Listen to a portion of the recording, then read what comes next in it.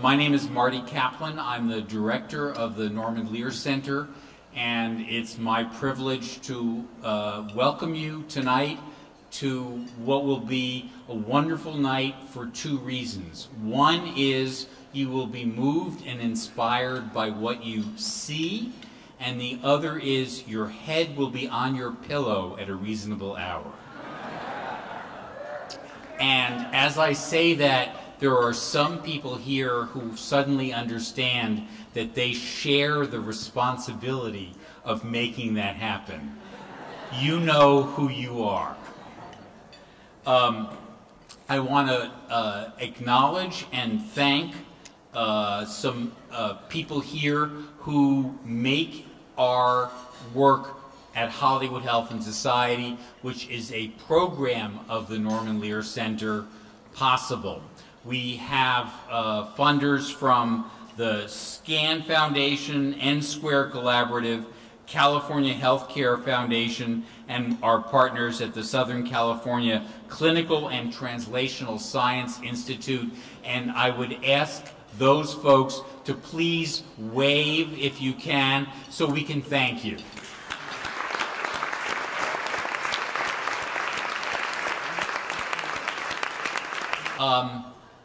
We are going to start, because Kate just helpfully reminded me, with a quick mood setter. I'm glad you've warmed up the applause side of things. That's excellent.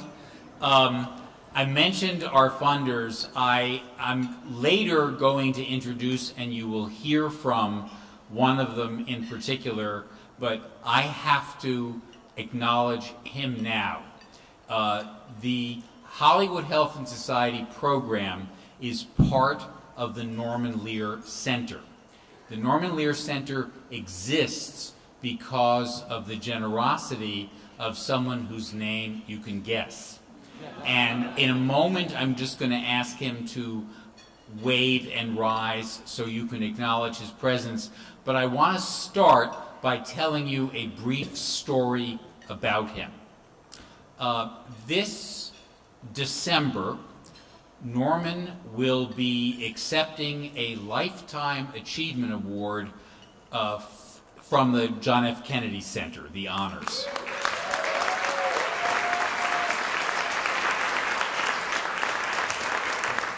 When he was called and notified that that would be the case, he said, well, I'm flattered and thrilled. I'm sorry for taking your material, Norman. But I want you to know that I am not going to do something which I know is traditional as part of the Kennedy Center Honors, which is to go to the White House reception.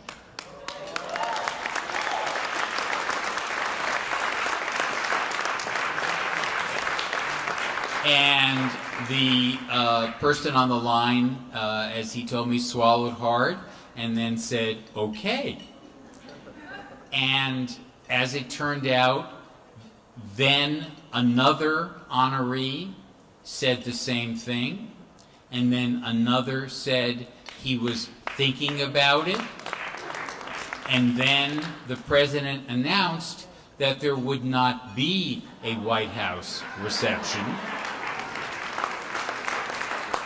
and that he would not be attending in the presidential box at the Kennedy Center for the event, leaving the box to the honorees. So, in social science, they say correlation is not causation, but nevertheless, in my mind, it's okay to ask you to please celebrate that particular piece of causation among an incredible range of career achievements, a man I love, Mr. Norman Lear.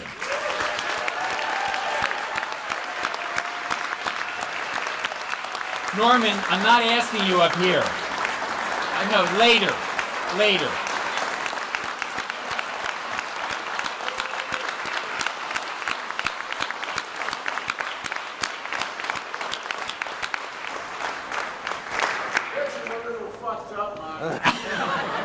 I said said you'd be hearing from him later. But you're right, nevertheless. And since Facebook Live is covering this live, I won't repeat what Norman just said. Our Facebook page, please visit it, Hollywood Health, Facebook Hollywood Health. And like us while you're there. I know a lot of you are live tweeting the evening. Sentinel Awards is our hashtag. On your tables, you will find some giant microbes and cells as swag. There are keychains, and at each table there is one large HIV stuffed toy. So whoever it is who has already no doubt claimed that knows now what it is that you have. Thank you for coming. What I'd like to do now to launch the evening is to introduce the director of Hollywood Health and Society. I am so fortunate as the director of the Lear Center to have amazing people, dedicated people who year in, year out have been faithful, loyal, hardworking, inspiring, and unbelievably competent. And among them, there is no one who is more exemplary of that than someone that a number of you know because of your relationship with Hollywood Health and Society. Please welcome my partner in this endeavor, Kate Folb.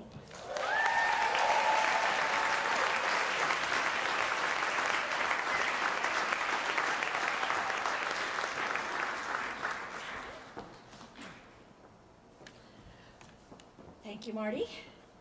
Welcome, everybody. Man, everybody looks great. You guys clean up nice. That's usually Marty's line. He usually says, "You look marvelous." Well, I'm so glad everybody's here. And I was told not to ask people to raise their hand, but what the heck. So how many of you actually know what Hollywood Health and Society does?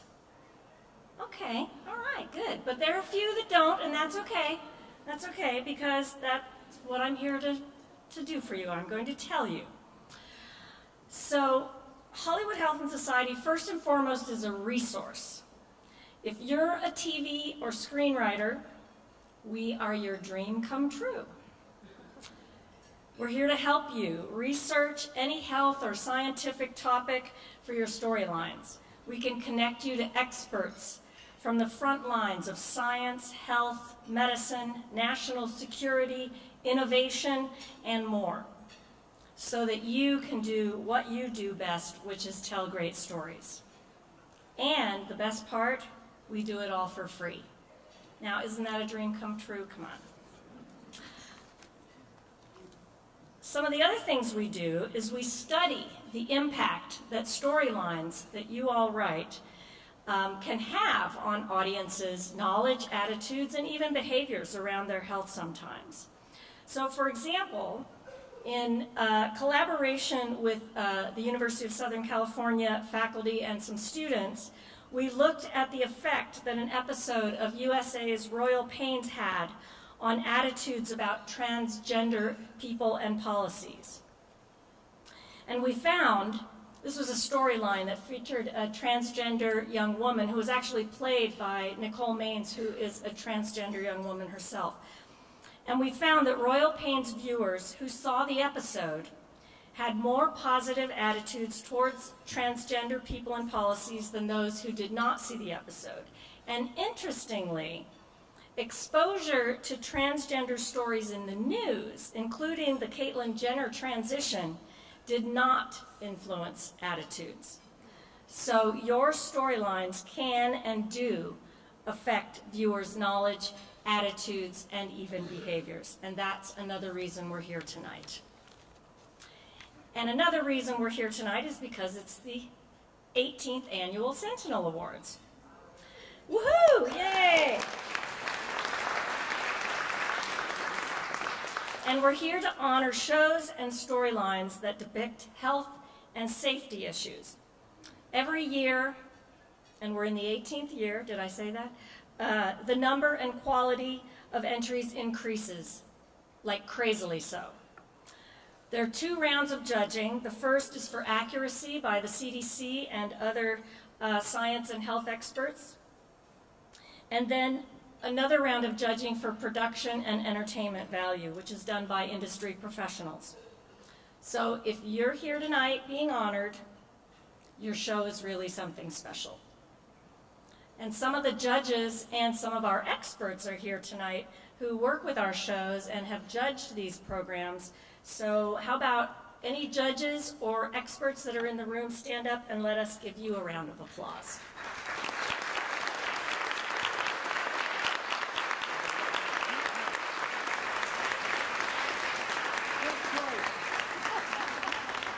And there are no losers here tonight, so the judges are safe. Also, I'd like to recognize our project manager, Armane Koroyan, and also Russ DeVita, who's in the back. And also all of the hardworking staff of Hollywood Health and Society, our interns and volunteers, and also staff from the Norman Lear Center. Thank you all for coming together to make this the special evening that it always is. So please stand up, staff and interns and volunteers.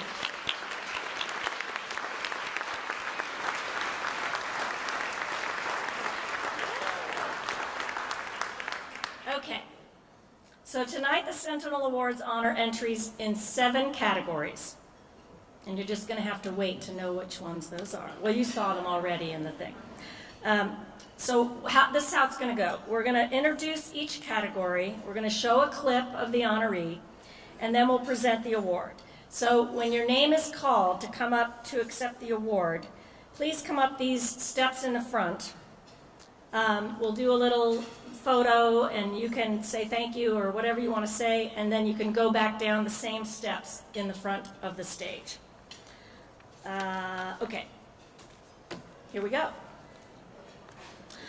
First category, children's programming.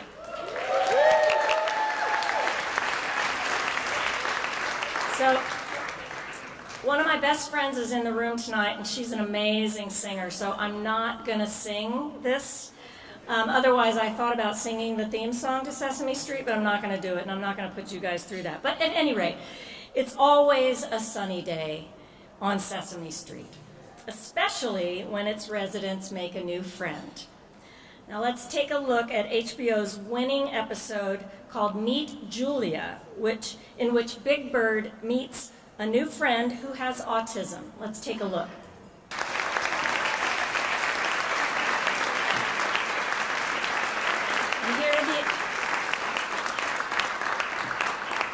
Here to accept the award is the writer of the episode, Christine Ferraro.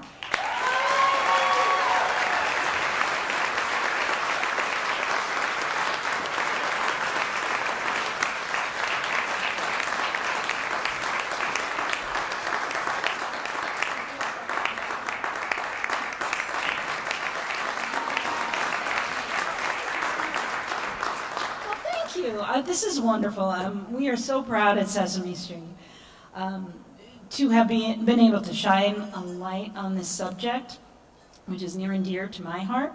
Our goal with Julia was to show that she's a kid, like other kids. She has the same wants and needs, and it was important to dispel the misunderstandings and the stigma of autism, and to show that, look, we don't all act the same, and we don't all look the same, and we're not all the same, but that's okay. And we're all different in one way or another, but we are more alike than we are different.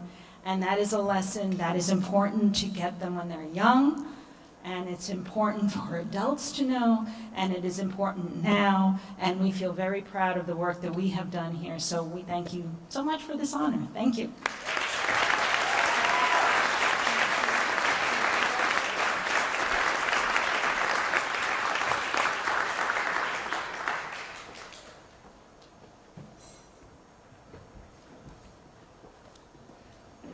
occasionally, Hollywood Health and Society produces original content. Normally, we like to leave the storytelling to you, but from time to time, we get involved, and there's usually a reason, and in this case, it was our work about the quality of life for older people. And we were fortunate to be able to have Norman's production company, Act 3, produce 2 amazing short pieces. And I thought you might want to see one of them to get a sense of a novel way of depicting aging. It's called The Entrepreneur, and it challenges some common assumptions.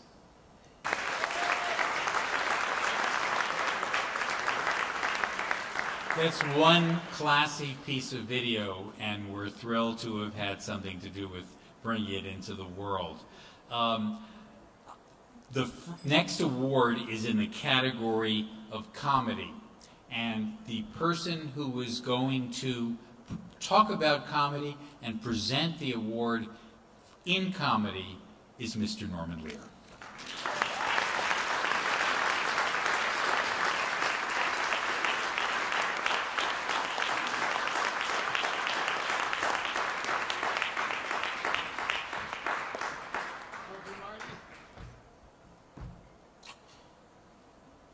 Thank you.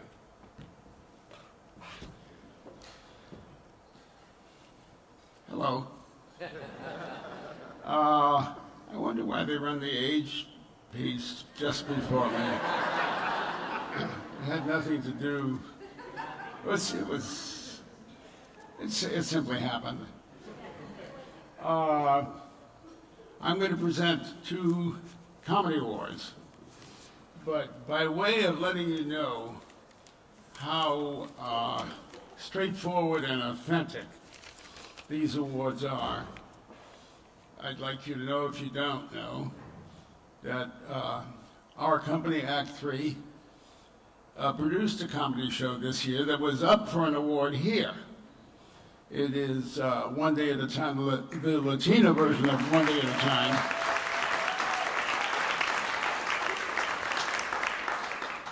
And you might have thought, because this was this evening is coming forth from the Norman Lear Center, that something Norman Lear was involved in would have had some attention paid. But it pisses me off to say I didn't hear a word about our show this year. And it pleases me far more to present the 2 awards to the shows that are being honored. We have 2 winners in the comedy category this year, ABC's Blackish and You're the Worst from FXX.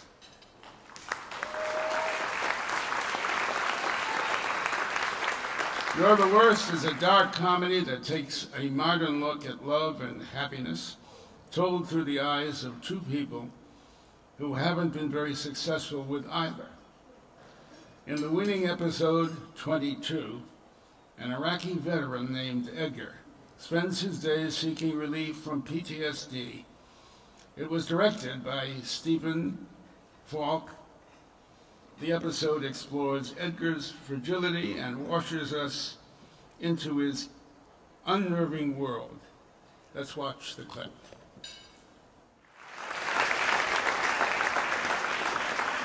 So here to accept the award for that picture are executive producers Franklin Hardy and Shane Kazakowski.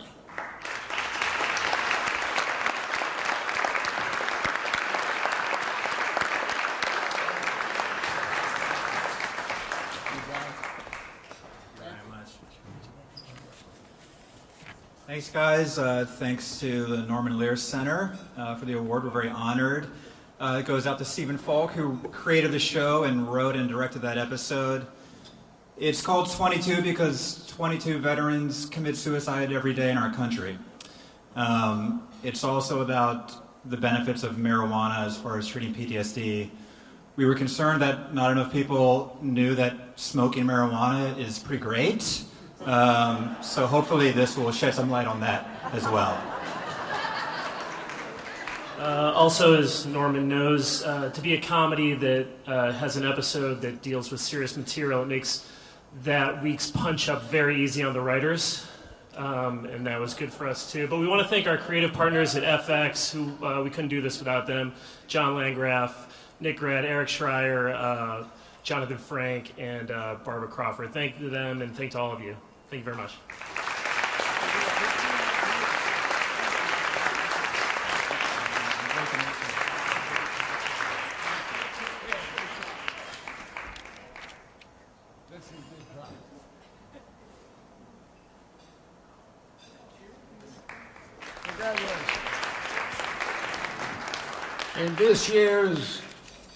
In this year's winning episode of Blackish, titled Sprinkles, Dre plans a baby shower for his wife. However, his extravagant plans are put on hold when his wife stops by the OBGYN with a headache and discovers she is suffering from preeclampsia. Take a look. Here to accept the award as the writer of the episode, Laura Guten. Laura Guten Peterson.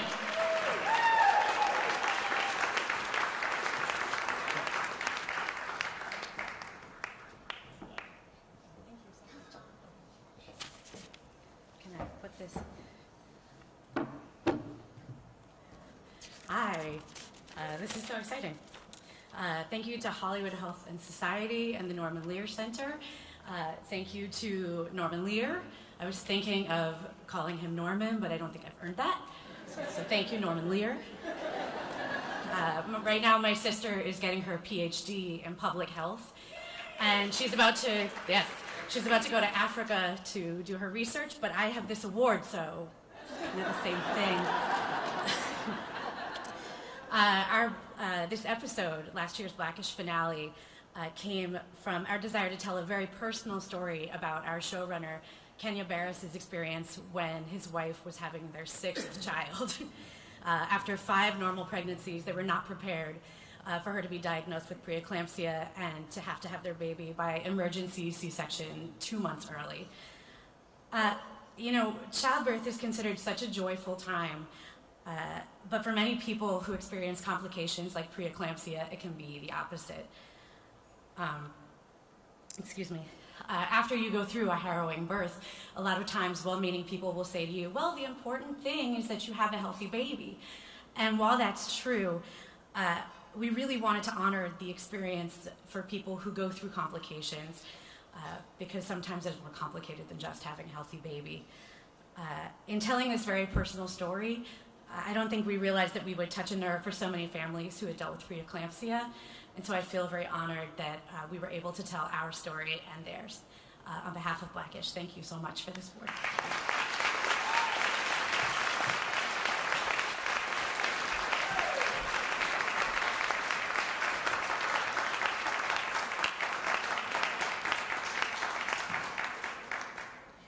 Okay, we have 2 Netflix honorees in the documentary category, and they weren't able to join us tonight. So I'm going to show you a couple of short clips.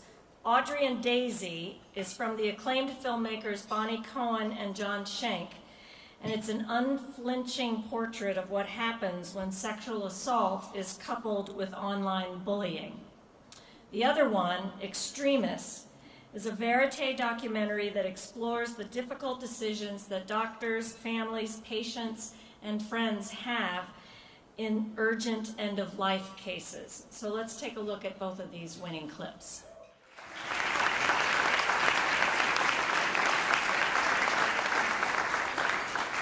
We have 2 other winners in the documentary category who are with us tonight. First is Gender Revolution, A Journey with Katie Couric from National Geographic, a compelling exploration of biological genetics, gender identity, and sexual orientation.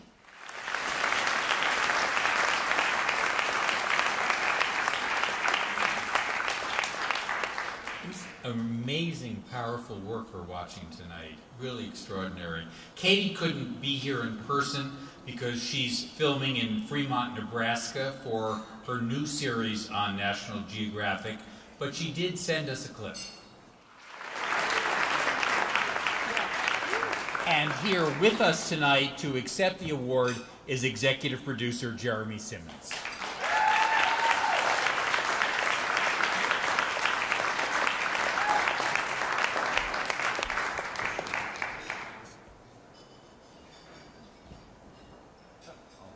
Thank you. Okay. You know, when we were making this in 2016, we knew it was important, but oh my God, in 2017, holy shit, you know, it's so much more important. So I'm really thankful that Katie Couric had the vision, World of Wonder, Randy Barbado, Fenton Bailey, National Geographic, and as storytellers, all of us, we must go out and tell the stories that matter. It makes a difference. So, thank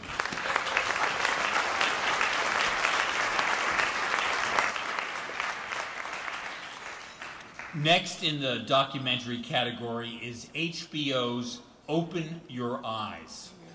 Nearly 40 million people worldwide are blind, mostly from cataracts, and 90% of them live in the poorest countries. But most cataract blindness can be cured by simple surgery. Open Your Eyes follows a team of specialists as they travel through Nepal, performing free surgery on farmers whose eyes have been destroyed by the harsh Himalayan sun. Let's watch as an aging couple reclaim their sight and their independence.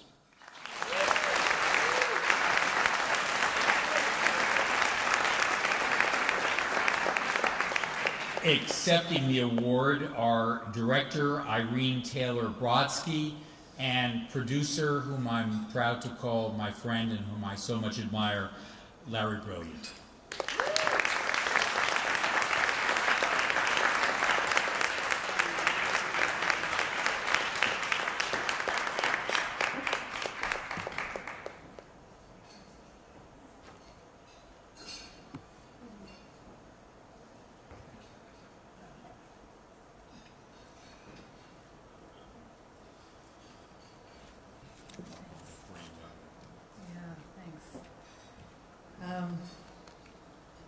I made this film because of a man who is sometimes brilliant, Dr. Larry Brilliant, who 40 years ago had a really good idea to start an organization called SEVA, service, that would eliminate, that was the goal, eradicate needless blindness. Blindness that's just from cataracts, something that none of us really experience here, because the minute it's detected, we go to our ophthalmologist. But not so in the furthest reaches of the world, and it would be a crime not to let Larry just stand here. So I just want to say thank you so much to those of you here who recognize this film that was made out of 7 hours of raw footage. It was made quite by happenstance. I happened to be in Nepal in part because of USC, and you probably don't know that story here, those of you who organized tonight. There is something called the American Film Showcase, and I happened to be in Nepal with the Film Showcase, teaching filmmaking, and Larry pushed me and nudged me and said, go up into the Himalayas and see the work that we're doing. And I met that couple, and who couldn't stop what they were doing and make a film? I mean, so I came back to America, I had 7 hours of footage, and I said to Sheila Nevins, I have a great idea. No one speaks English. I'm making the whole film out of 7 hours, and it's going to be great. How about it? And she said, if Larry's involved, absolutely.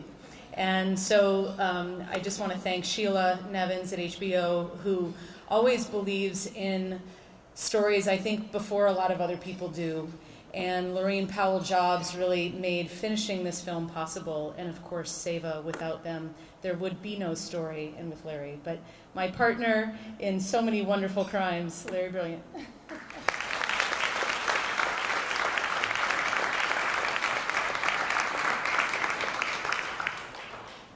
You know, those 42 million blind people in the world, here in the United States, we operate on 300% of the cataract blindness. You understand what I mean? We operate on everybody that has a cataract. In the rest of the world, you can be on a waiting list for 20 years. And that means that people will die before they're operated on. The life expectancy of somebody blind from cataract in the developing world is less than 2 years. So it's a fatal disease. And it shouldn't be, when for $2 we can put a piece of plastic in people's eyes, replacing that lens which has become old and yellow and you can't see through it anymore.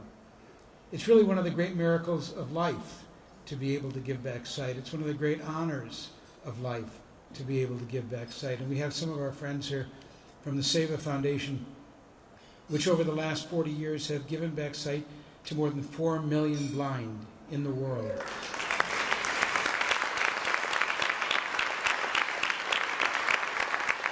And Seva is certainly not the only organization that's going out and spending its time trying to give back sight. There's dozens of wonderful organizations that you should support, not just Seva, but all of them that are going back and giving sight all over the world. And I'm just pleased to be able to be here as one of those representatives. And I do want to tell you a little bit about Irene.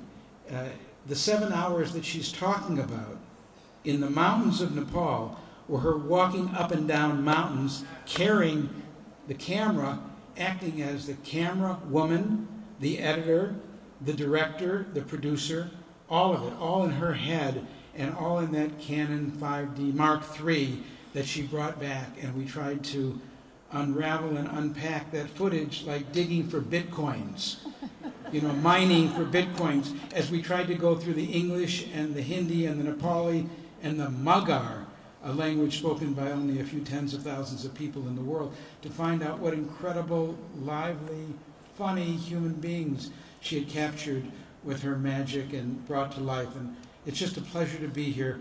Thank you so much. It is an honor to be in any room that Norman Lear is in.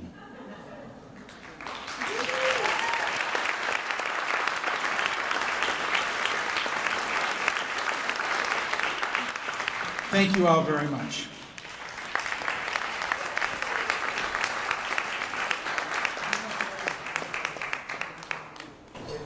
Netflix didn't come, so we're going to take it over.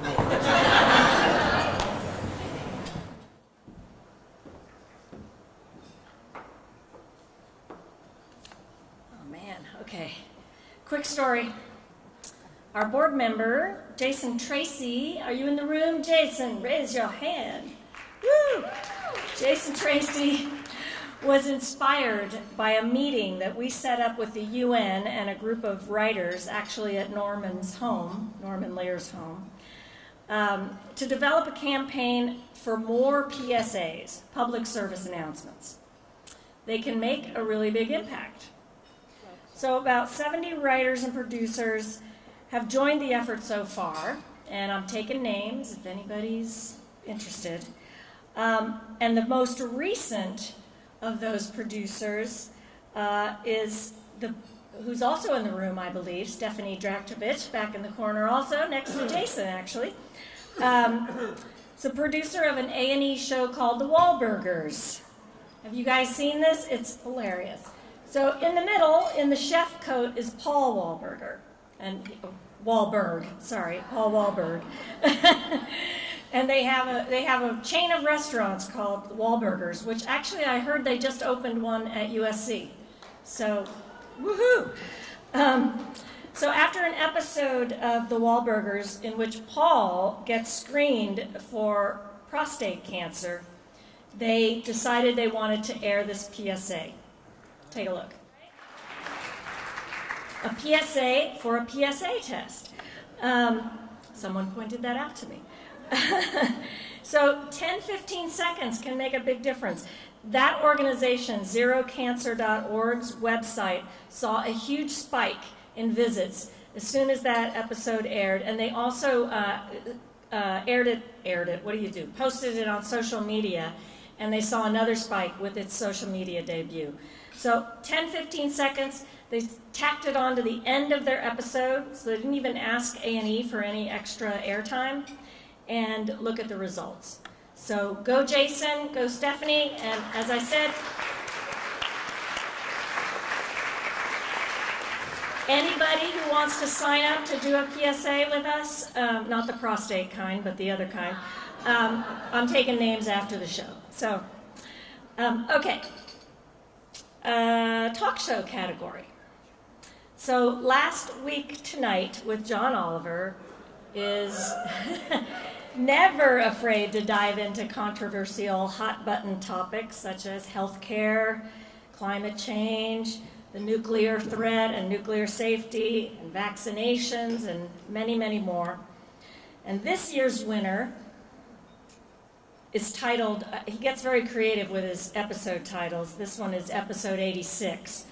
And it features an in-depth segment on America's horrendous opioid epidemic. So let's take a look.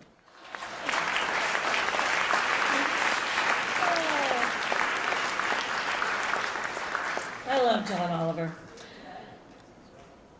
And he's not here tonight, I'm sorry. And as you know, the show's done in New York, and they're unable to be here to accept the award in person tonight. But I'll accept on their behalf. Thank you. And I'm going to be in New York in 2 weeks for an event we're doing at the Writers Guild there. So if any of you are in New York, we've got something else for you there. And I'm definitely stopping by the Last Week Tonight offices and saying, you know. So anyway, thank you.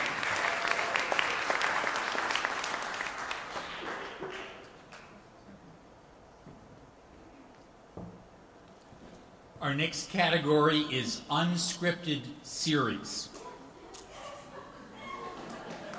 Unscripted Series is in the house.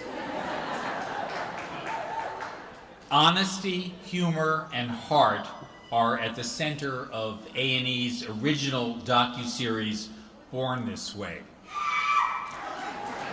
Winning for the second year in a row, Born This Way follows a group of young adults born with Down syndrome and with their family and friends in Southern California. We see them work, pursue their passions, explore friendships, have romantic relationships, and defying society's expectations. Let's watch a clip.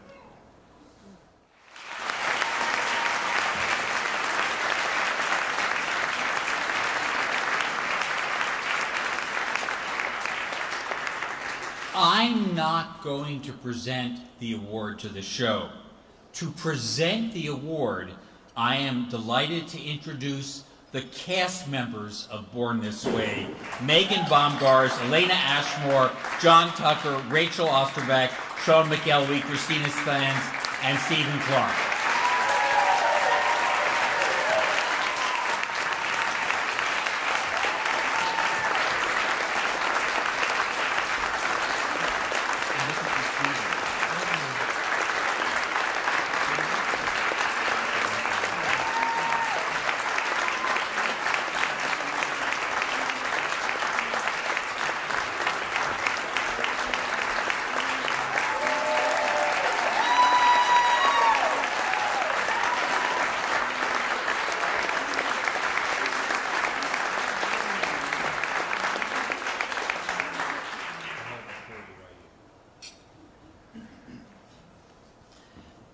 Hi there. I appreciate the recognition Born This Way is receiving tonight, along with these other amazing honorees. Born This Way is not just a TV show. It's an outlet for awareness and equality for people with Down syndrome and other disabilities in today's society. I like to think of Down syndrome as up syndrome, which to me is about being a positive.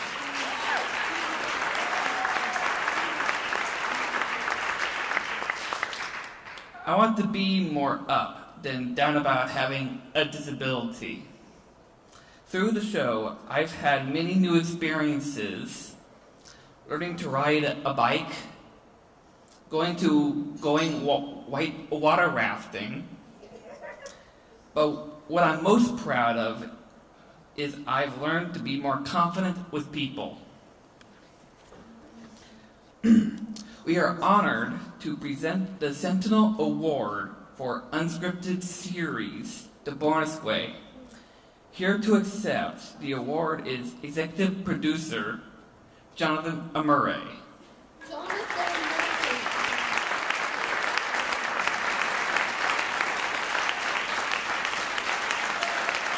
Jonathan Murray couldn't be here today because of sickness, so executive producer Laura Corkian will fill in.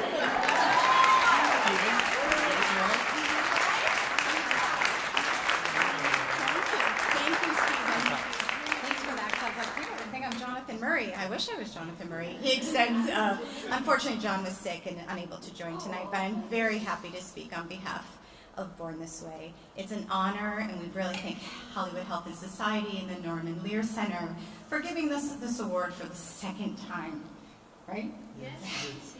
We love doing this show, and it's all because of these amazing 7 adults that every day, everyone on the team of Born This Way gets to come to work excited for what we're about to shoot, excited for what we're about to edit, right? Yeah. And yes, it's season 4, as Rachel's telling me, oh, we got a season 4. I mean, we're the little engine that could.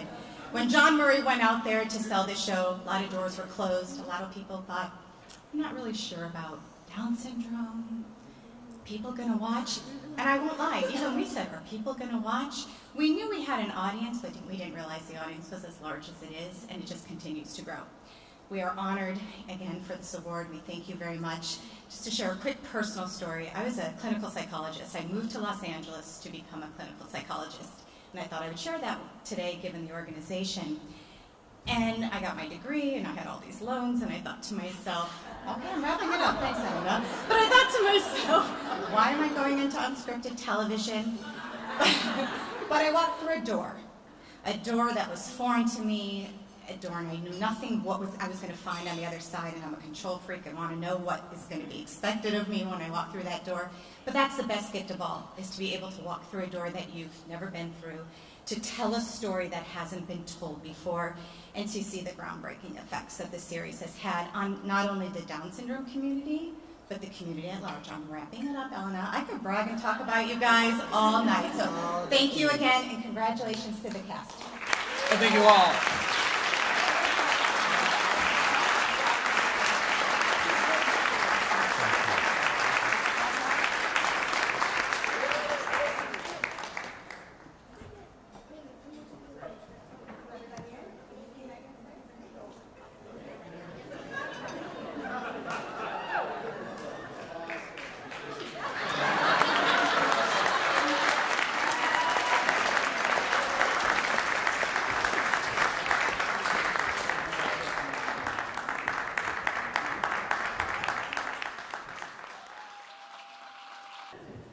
So they didn't know I'm going to do this, but the parents and families of these fine cast members are here this evening, and I'd just like you two, please, to stand up and take a bow.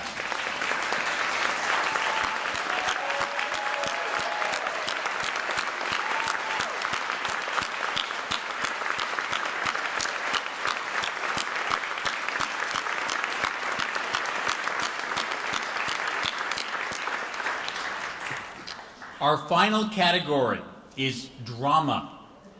NBC's This Is Us centers on several people who all share the same birthday. In the winning episode, Jack Pearson's son, Randall, played by Emmy-winning Sterling K. Brown, struggles under the pressure of his job and caring for an ailing father. He finds support from an unexpected source, his brother Kevin.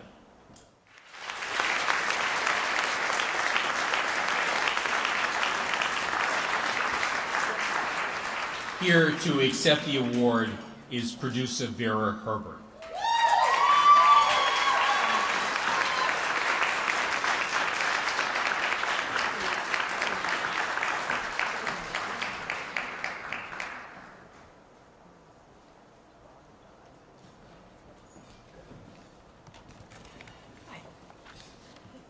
I am honored to be here tonight accepting this award on behalf of Dan Fogelman, who created the show, and Isaac Aptaker and Elizabeth Berger, who wrote it.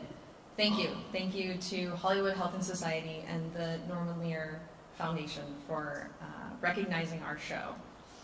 Our show is not about extraordinary people. It's about ordinary people with ordinary problems who find within themselves extraordinary wells of hope, love, compassion, and strength for themselves and for each other.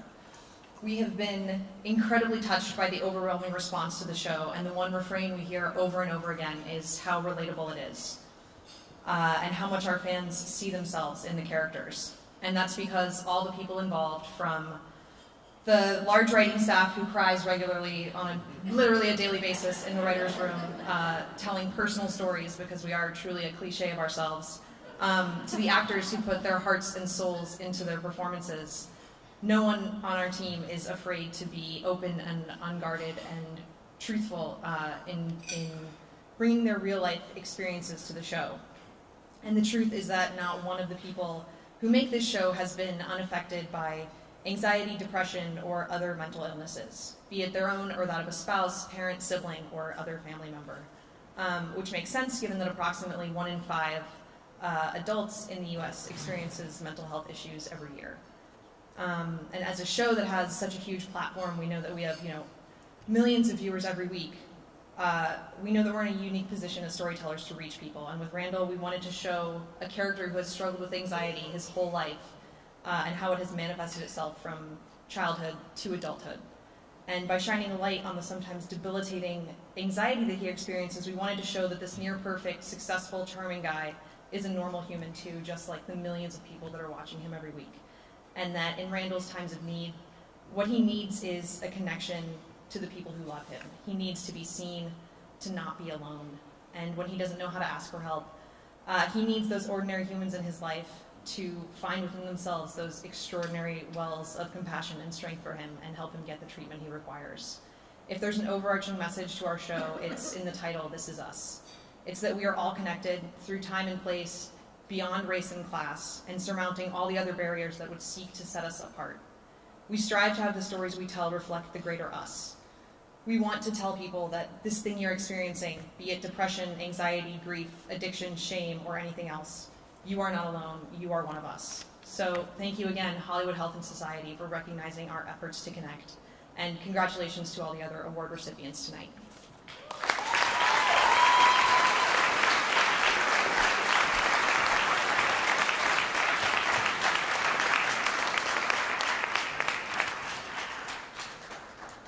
Our final honoree has had quite a run on air. Now in its 14th season, Grey's Anatomy portrays the challenges and victories of modern medicine by following the lives of doctors and patients and their families at Gray Sloan Memorial Hospital. Tonight, we honor a multi-episode storyline about inflammatory breast cancer, in which Maggie, paid by Kelly McCreary, supports her mom through a risky clinical trial, a mastectomy, and ultimately comes to terms with her mother's fate.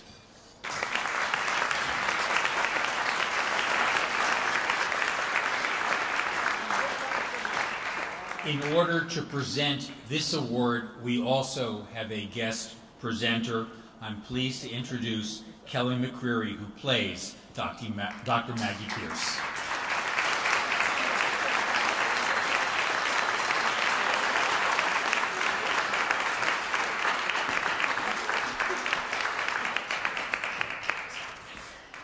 Hi, thank you so much for this. I'm going to pass it off in a second, but before I do, I was asked to say a little bit about shooting the episode.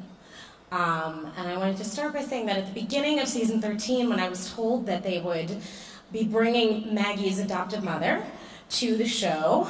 I was so excited. I was like, great, are we going to go to Hawaii, where Maggie's mom lives now, or back to Boston, where Maggie grew up? Is she going to come here?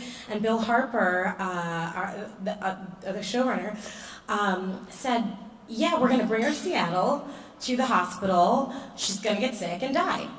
And I was like, great, classic Grays.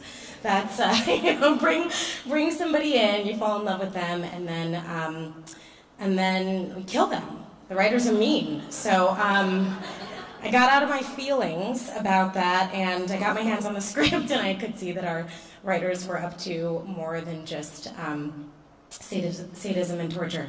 So, but as it often happens with the more obscure medical cases on the show, I had never heard of inflammatory breast cancer before this storyline. So I went along the journey with Maggie as she delved into her research in order to find anything, a procedure, a trial, anything that might save her mother's life. So I was with her as she scoured through medical journals for any outcome that might give them a sliver of hope. And as Maggie's mom's condition grew dire, I became quite intimate with the feeling of, if only I had known sooner, I might have done something. I could have saved her. And that's, even in its imaginary form, that's a feeling that I would want to spare anyone.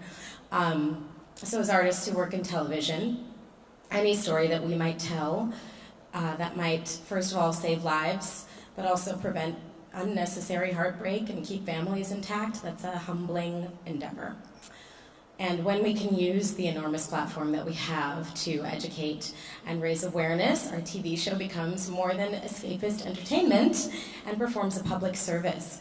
And that is why it is with profound pride and gratitude that I present this Sentinel Award for Drama to Grey's Anatomy, here to accept our executive producers, Bill Harper and Zoanne Clack.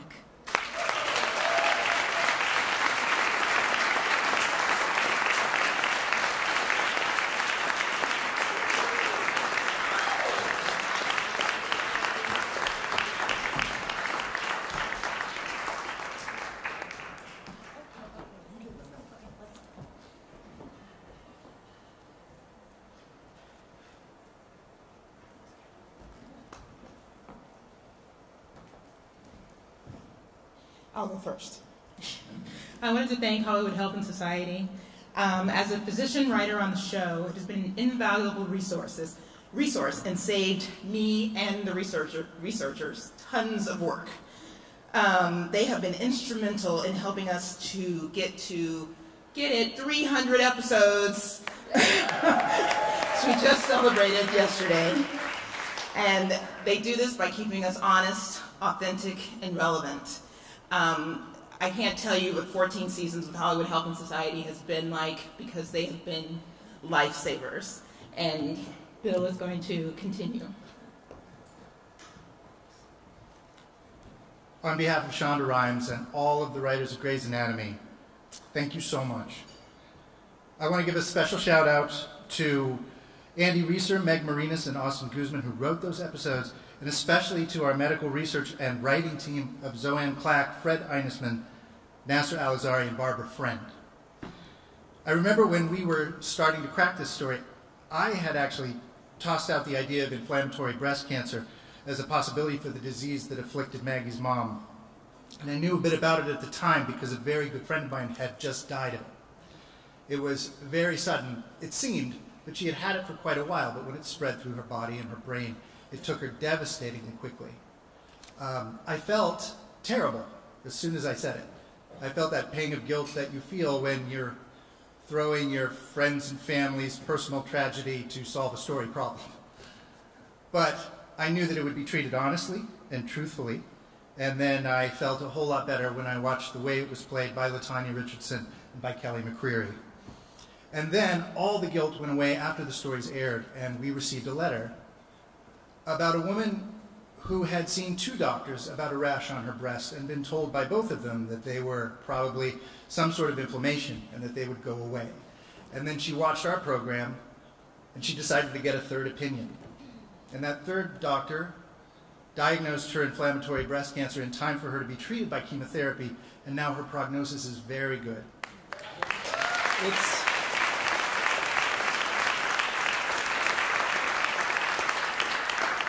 On a personal note, my friend was a health professional, and I couldn't think of any better memorial for her than to have helped just one more person, and who knows how many more, that we don't even know about.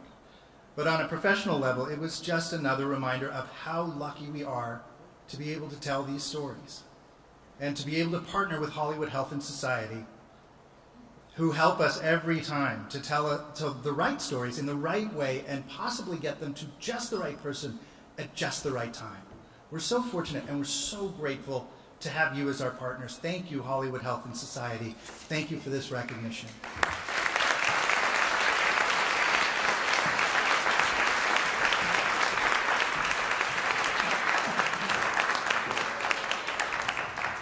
So, in case there was any doubt about it, storytelling makes a difference. Storytellers make a difference. You make a difference. Thank you for making that difference.